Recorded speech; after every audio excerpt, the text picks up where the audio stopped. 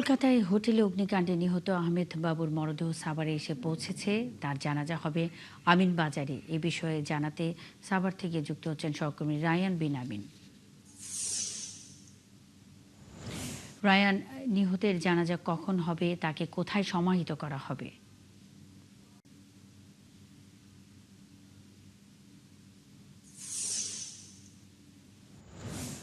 নিহতের জানাজা শেষ হয়ে গেছে।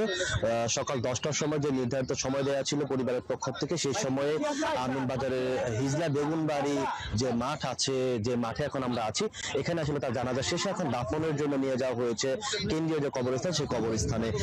এখানে প্রায় 3 শতাধিকের মতো এখন সবাই দাফন কাজে অংশ নেওয়ার জন্য চলে গেছে।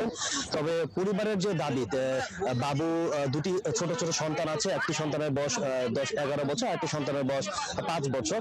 এই দুই সন্তানের দায়িত্ব সরকারকে নেওয়ার একটা দাবি আছে পরিবারের পক্ষ থেকে। পাশাপাশি একমাত্র কর্মক্ষম ছিলেন বাবু, যিনি স্থানীয় বাজারে কসমেটিক্সের ব্যবসা করতেন এবং সেই ব্যবসার কাজে তিনি গিয়েছিলেন ভারতে ব্যবসার মালামাল কিনতে। তো সেখানে গিয়ে আসলে যেহেতু তার একটি অকাল মৃত্যু হয়েছে, সে কারণে পরিবারের তার স্ত্রী আছেন এবং তিনি মাস্টার্স শেষ করেছেন।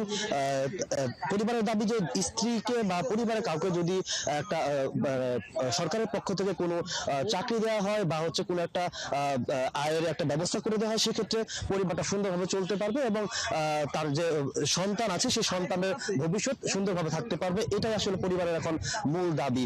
এর বাইরে এখনো পর্যন্ত তাদের যে আক্ষেপ যে সরকারের পক্ষ থেকে বাবুর পরিবারের সাথে এখনো পর্যন্ত কোনো যোগাযোগ করা হয়নি বা আর্থিক সহায়তা বা অনুদান কোনো কিছু এখনো পর্যন্ত তারা পাননি, তেমনই। রায়ান বিন আমিন, আপনি আছেন, খবর রাখতে থাকুন, সঙ্গেই থাকবেন।